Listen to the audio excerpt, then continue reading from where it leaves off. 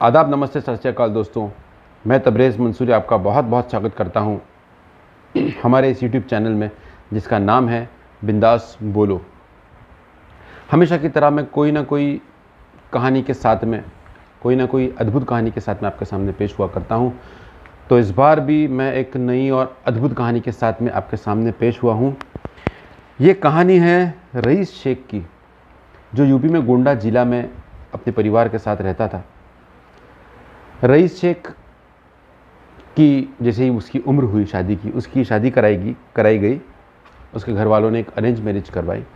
Arrange marriage उसकी हुई शाहिदा नाम की एक लड़की के साथ, शाहिदा शेख। अब वो शादी के बाद में शाहिदा रईस शेख हो गई। उनकी ज़िंदगी बहुत अच्छी, खुशहाल ज़िंदगी चल रही थी उनकी, और दोनों एक दूसरे से बहुत खुश थे, और उनके परिवार वाले भी ये शादी से बहुत खुश थे। और धीरे धीरे वक्त कटता गया। रईस को और शाहिदा को एक बेटी हुई, और बेटी के कुछ 4 साल बाद में उनको एक बेटा हुआ। अब एक बेटी भी हो गई, बेटा भी हो गया। रईस ने देखा कि यहाँ पर इस गांव में, गोंडा ज़िला में, कुछ खास उसको स्कोप नहीं लग रहा था लाइफ में, कि मैं अपने बच्चों को बहुत अच्छे से पढ़ा नहीं पाऊँगा, कुछ बना नहीं पाऊँगा, क्योंकि यहाँ पर कोई बहुत ज़्यादा उसको कमाई का ज़रिया नहीं नज़र आ रहा था। रईस ने एक फ़ैसला किया कि मैं वहाँ से कहीं और जाके, मुंबई जाकर मैं कुछ जॉब करूँगा, कुछ काम करूँगा और अपना घर बसाऊँगा वहीं पर, यानी कि पूरी फैमिली को लेकर मैं मुंबई शिफ्ट हो जाऊँगा। ऐसा उसने अपने दिमाग में एक अपने प्लान बनाया, और उसी प्लान के तहत रईस ने वहाँ से शिफ्ट किया। मगर क्योंकि उसकी माली हालत ठीक नहीं थी, इसलिए उसने अपने पूरे परिवार को लेकर शिफ्ट होना मुनासिब नहीं समझा। तो वो अकेला शिफ्ट हुआ वहाँ से मुंबई में। शिफ्ट होने के बाद में यहाँ पर एक कपड़े की दुकान में वो काम पे लगा। वो मुंबई में आया दहिसर में। दहिसर में उसने एक कपड़े की दुकान में जॉब किया, और जॉब करने के बाद में वो जो उसका व्यवहार एक्चुअली बहुत अच्छा था, वो बहुत ईमानदार लड़का था रईस। तो उसका जो सेठ था उसको बहुत अच्छा लगा वो सेठ की, और उसकी ट्यूनिंग अच्छी जमने लगी। अब सेठ ने उसको अपने पास फिक्स रख लिया। अब रईस ने देखा, रईस को क्योंकि वहाँ पर पगार भी अच्छी मिलती थी, रईस सुबह 8-9 बजे, 9-10 बजे दुकान पर जाता और रात को 8-9 बजे तक वापस घर पे लौट के आता। अब रईस ने धीरे धीरे क्या किया, एक मकान ले लिया भाड़े पे, दहिसर में ही, स्टेशन के पास में मकान लिया। मकान लेने के बाद में अब उसको, क्योंकि वहाँ पर होटल में खाना पड़ता था, तो उसने सोचा कि मैं अपनी फैमिली को यहाँ पर लेके आ जाऊँ, शाहिदा को, उसकी वाइफ को, और उसके 2 बच्चों को, एक बेटी को एक बेटे को, ताकि मुझे कम से कम घर का खाना खाने मिले, और परिवार के साथ रहूँगा तो मुझे भी अच्छा लगेगा, और परिवार भी मेरे नज़र के सामने रहेगा, मैं भी उनके नज़र के सामने रहूँगा। ये सोचकर रईस ने अपने परिवार को, यानी कि शाहिदा को, अपनी बीवी को और 2 बच्चों को मुंबई में दहिसर में बुलवा लिया। अब बुलवा लिया, जो बेटी थी वो 6 साल की थी और बेटा 2 साल का था। अब बुलवा लिया। बुलवाने के बाद में रईस हमेशा की तरह रोज़ सुबह 8-9 बजे कपड़े की दुकान में जाता, और जो सेठ था, सेठ ने इसी के हाथ में चाबी दिया था उसके दुकान की। यही आके दुकान का शटर खोलता, और जाने के टाइम यही सबसे लास्ट में जाता और दुकान बंद करके जाता, क्योंकि रईस की ईमानदारी पर वो जो ओनर था वो बहुत ज़्यादा भरोसा करता था। कपड़े की दुकान का जो मालिक था वो। अब इसी तरह कुछ वक्त बीता।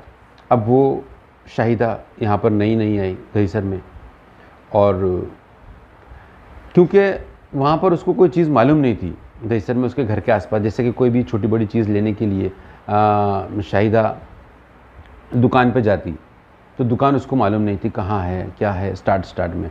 तो वहाँ पर वहाँ उनके एग्जैक्टली बाजू में एक लड़का रहता था।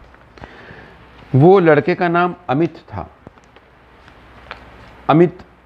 अनिकेत उसका नाम था। अमित से वो मंगाया करती थी, और अमित भी लगभग शाहिदा के से थोड़ा सा ही बड़ा था, 2-4 साल शायद बड़ा था उससे। तो ये हमेशा उससे कुछ ना कुछ सामान मंगाया करती थी, घर का सौदा, घर का बाज़ार वगैरह, कोई भी छोटी मोटी चीज़ें। अब धीरे धीरे दोनों का बहुत ज़्यादा अटैचमेंट हो गया, शाहिदा का और अमित का, और वो अटैचमेंट प्यार में बदल गया। अब रोज़ शाहिदा का हस्बैंड रईस सुबह जॉब पे जाता और सुबह से लेकर दोपहर तक या शाम तक अमित और शाहिदा दोनों साथ में रहते और बच्चों को कहीं बाहर घूमने भेज देते या कुछ लाने के बहाने बाहर भेज देते। अब दोनों का अटैचमेंट बहुत ज़्यादा बढ़ने लगा और ये बात रईस को पता चली। रईस ने इस बात पे ऑब्जेक्शन लिया और शाहिदा से झगड़ा किया कि ये मुझे पसंद नहीं है ऐसा। शाहिदा ने उससे माफ़ी मांगी, शाहिदा ने उसको सॉरी बोली और बोली मुझसे गलती हो गई कि मैंने इससे जान पहचान रखी और मैंने इससे दोस्ती करी क्योंकि ये मुझे छोटे मोटे चीज़ों में बहुत ज़्यादा हेल्पफुल था, इसलिए मैंने इससे दोस्ती करी थी, मैं इससे बातचीत भी करती थी, मगर अभी आपने बोल दिए हो तो मैं इससे बातचीत भी नहीं करूँगी। तो रईस को ऐसा लगा कि शाहिदा, उसकी बीवी ने उसका कहना मान लिया और अभी शायद शाहिदा आगे से अमित से कोई रिश्ता नहीं रखेगी, मगर एग्जैक्टली इसका उल्टा हुआ। अमित और शाहिदा ठीक उसी तरह मिलते रहे जैसे वो लोग पहले मिलते थे और वही रिश्ता उनका रहा जैसा उनका पहले था। अब फिर से इसको पता चला, फिर से इसने डांटा, फिर से इसने उसको समझाने की कोशिश की अपनी बीवी को, रईस ने शाहिदा को, मगर शाहिदा अपनी हरकतों से बाज नहीं आई। अब धीरे धीरे वक्त चलता रहा। 21 मई 2022 को रईस के दिमाग में यही सब बातें घूम रही थी कंटिन्यूसली, पूरा दिन पूरी रात उसके दिमाग में यही सब बातें घूमती रहती थी। तो 21 मई को 2022 में इसने ये दोपहर में दुकान से निकला रईस। नॉर्मली ऐसा होता था कि ये कभी भी ऐसा नहीं निकलता था दुकान से, इस समय नहीं निकलता था, यानी दोपहर के समय। इसने अपने सेठ से कहा कि मैं आता हूँ कुछ अर्जेंट काम है, और वो दुकान से निकला। दुकान से निकलने के बाद में वो घर नहीं पहुँचा और वो वहाँ से गायब हो गया। उसका अता पता सब, मतलब वो लापता हो गया, उसका किसी को पता नहीं चला वो कहाँ गया। रईस को आखिरी बार 21 मई को देखा गया था। अब उसकी बीवी इंतज़ार कर रही है घर में। अब उसकी 21 तारीख से 22 हो गई, 23 हो गई, 24 हो गई और 25 हो गई। रईस की एक आदत थी कि वो हर 1-2 दिन में वो अपने माँ बाप को, और उसका भाई था, उसके भाई को वो फ़ोन किया करता था। अब क्या हो गया कि 3-4 दिन तक उसके भाई को, अनीस को, उसका फ़ोन नहीं गया। उसके भाई का नाम अनीस था, उसको फ़ोन नहीं गया और उसके माँ बाप को भी फ़ोन नहीं गया। तो ये लोग बहुत चिंतित हो गए, ये लोग बहुत परेशान होने लगे। घर वाले बार बार फ़ोन करने लग गए और फ़ोन शाहिदा के पास था। शाहिदा फ़ोन उठाती और शाहिदा बोलती कि अभी तक वो आए नहीं है और उनका कोई पता नहीं है। मैंने उनके सारे फ्रेंड लोगों को मैंने पूछ ली कि वो कहाँ है और मैं ख़ुद परेशान हूँ। और मैंने वो जहाँ पर काम करता था, रईस जिस सेठ के पास मैं काम करता था, कपड़े वाले की, वहाँ पर मैं कपड़े की दुकान पर भी जाके मैंने देख लिया, मगर रईस का वहाँ पर भी कोई अता पता नहीं है। उनको भी कुछ नहीं मालूम है इसके बारे में। खैर, अब इसका जो भाई था, रईस का जो छोटा भाई था अनीस का अपने भाई से और भाई के बच्चों से, क्योंकि बच्चे वहीं पर रहते थे, उनके साथ में रहते थे, बहुत ज़्यादा अटैचमेंट था। और रईस का भाई अनीस वहाँ से यहाँ आ गया, यानी गोंडा से मुंबई आ गया, दहीसर में आ गया। इसको अपने भाई को ढूंढने के लिए, तलाश करने के लिए कि कहाँ गया। घर वालों ने भी उसको बोला, यानी उसकी माँ ने और उसके पिताजी ने, उन लोगों ने भी बोले कि जाओ जाकर देखो ये कहाँ चला गया है। अब ये आके यहाँ पर ढूंढने लगा। ये आया, भाई उसकी भाभी से मिला, बच्चों से मिला। भाभी को पूछा तो भाभी ने वही स्टेटमेंट दी जो पहले बोली थी कि मैं उसको ढूंढ रही हूँ खुद। शाहिदा ने कहा कि मैं ढूंढ रही हूँ पर मुझे भी कुछ पता नहीं लग रहा है। इसने क्या करा, इसने पता लगाया कि इसके यहाँ पर कौन कौन जान पहचान वाले थे। दुकान पे गया, जान पहचान वालों को मिला, उसके कुछ गिने चुने लोग थे जिससे वो रईस बातचीत वगैरह करता था, उसके फ्रेंड जैसे थे, उन लोगों के पास में भी गया। उन लोगों से भी पूछताछ किया पर उसका कोई पता नहीं लगा। हर कोई यही बोलता था कि हमको मालूम नहीं है, और हर इंसान यही बोलता था कि हमने 21 तारीख के बाद में उसको देखा नहीं है, हमने रईस को नहीं देखा है। अब ऐसा करते करते 25 तारीख हो गई। अब क्या हो गया, इसकी बड़ी बेटी थी एक बड़ी, और एक बेटा था। बेटी और रईस का भाई जो गांव से आया था, अनीस और उसकी बेटी दोनों साथ में बैठे थे कमरे में। और क्योंकि ये वहीं पर उनके ही गोद में पल के बड़ी हुई थी, तो दोनों का चाचा का और उसका बहुत ज़्यादा अटैचमेंट था। तो उसकी माँ किसी काम से बाहर निकली, घर के बाहर। अब ये दोनों अंदर थे घर में, ये बच्ची और उसका चाचा। अब ये बच्ची ने चाचा से कहा कि चाचा मैं एक बात बोलती हूँ, मगर आप किसी को बताना नहीं। तो चाचा ने बोला कि बताओ बेटा क्या बात है। उसने बताया कि मम्मी ने पप्पा को मार दिया। अब ये सुनने के साथ में अनीस के होश उड़ गए, और एक अंकल भी साथ में थे। उसने ऐसा बोली कि एक अंकल भी साथ में थे। अब रईस का जो भाई था अनीस ने बच्ची को उठाया गोद में और सीधा पुलिस स्टेशन गया, सीनियर साहब के पास में बच्ची को बिठाया, और उसने बोला कि देखो सर ये क्या बोल रही है। और शाहिदा ने गुमशुदगी की रिपोर्ट भी लिखवाई थी पुलिस स्टेशन में। पुलिस ने वो रिपोर्ट देखी कि हाँ गुमशुदगी की रिपोर्ट भी है, और ये बच्ची बोल रही है, स्ट्रांगली बोल रही है बच्ची कि मेरी मम्मी ने एक अंकल के साथ मिलके मेरे पापा को मार दिया। अब पुलिस उसको इग्नोर भी नहीं कर सकती थी। पुलिस थोड़ी सी हरकत में आई वहाँ पर, और दहिसर पुलिस ने इन्वेस्टिगेशन का पार्ट शुरू किया। उन लोगों ने उसकी माँ को, बच्ची की माँ को, शाहिदा को पुलिस स्टेशन में बुलवाया, शाहिदा से पूछताछ कर। जब शाहिदा को पुलिस स्टेशन में लाया गया, शाहिदा यहाँ वहाँ की बात करके घुमाने लगी पुलिस को। तो पुलिस ने सोचा कि क्यों ना एक बार उसके घर की तलाशी ली जाए, शायद कुछ क्लू मिल जाए।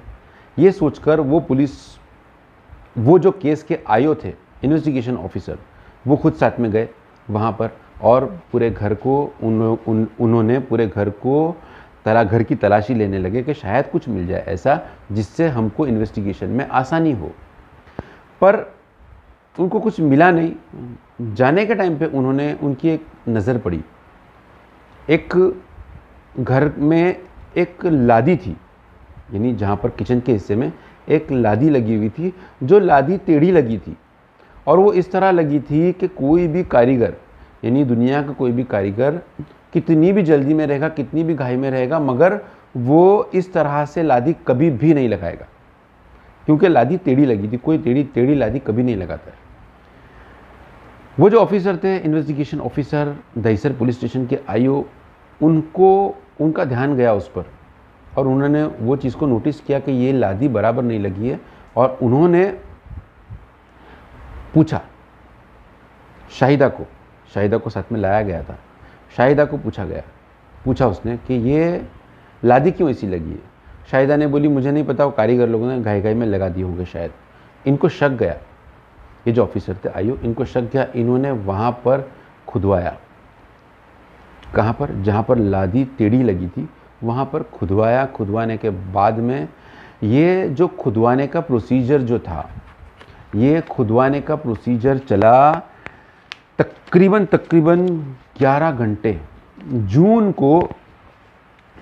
2022 में, 1 जून 2022 को ये प्रोसीजर चालू हुआ। दोपहर में 3 बजे जब उनको शक हुआ ये लादी के नीचे कुछ ज़रूर ऐसी चीज़ है जो हमारी नज़र से ओझल है, जो हमारी नज़र के सामने नहीं आ रही है, उन्होंने वो शक पर उसको लादी को खोदा। खोदने के बाद में जब उसको खोदने लगे, तब एक हाथ वहाँ से बाहर आया, एक हाथ आया। वो हाथ आने के बाद में वो लोग, जो कारीगर, जो मज़दूर थे, वो लोग बहुत धीरे धीरे खोदने लगे, और 7-8 मज़दूर लेकर गए थे वहाँ पर।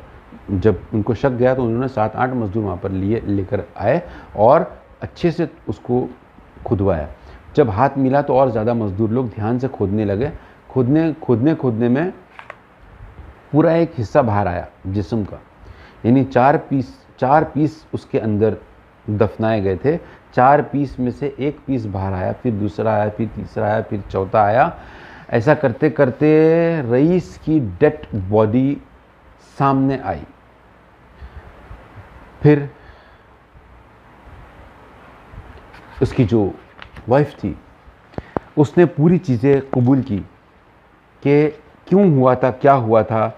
और शाहिदा ने बताया कि उस दिन 21 तारीख को जब रईस घर पर आया तो ये लोग ऐसी हालत में मिले जिस हालत में अमित और शाहिदा ऐसी हालत में मिले जिस हालत में कोई भी इंसान, कोई भी शोहर अपनी बीवी को नहीं देखना चाहेगा।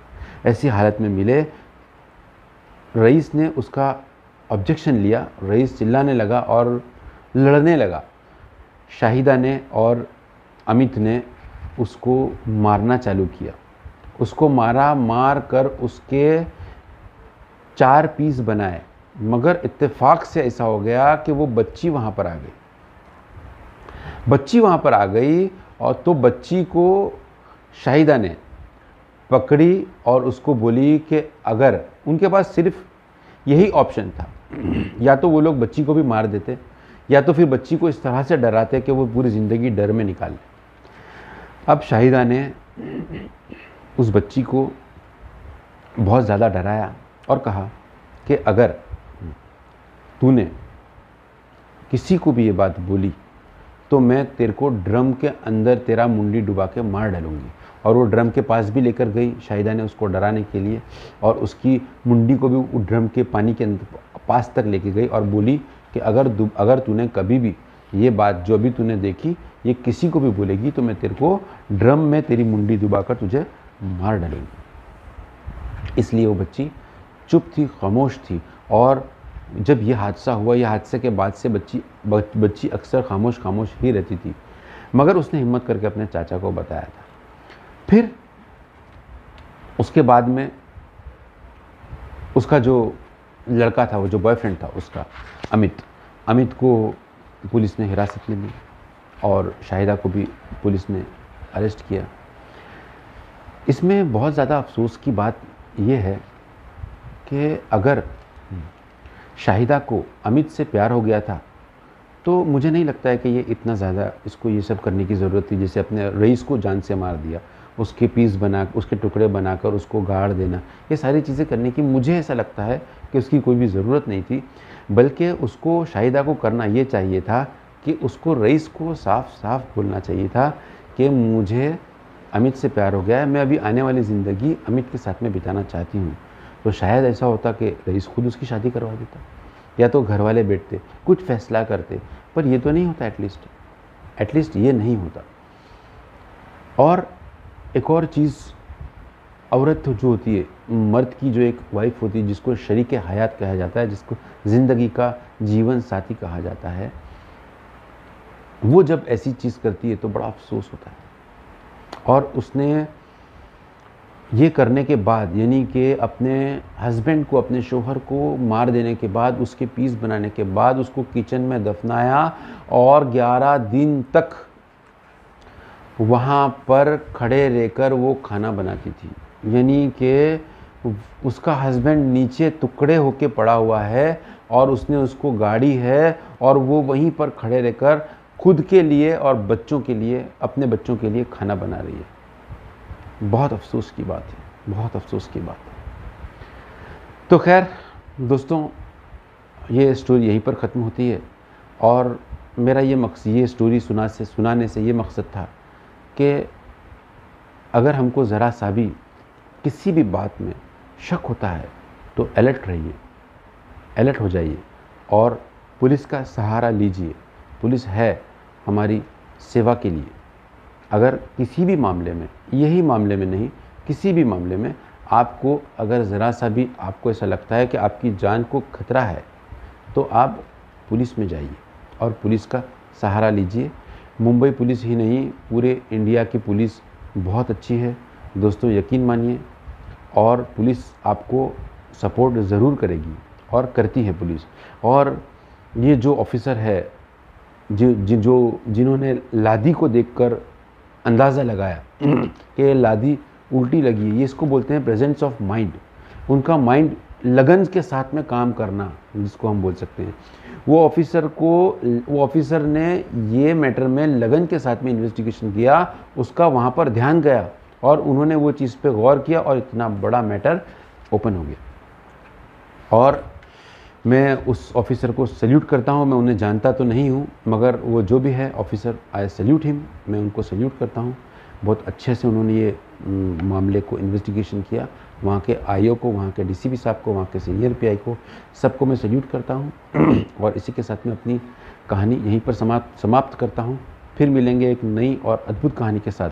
तब तक के लिए आदाब, नमस्ते।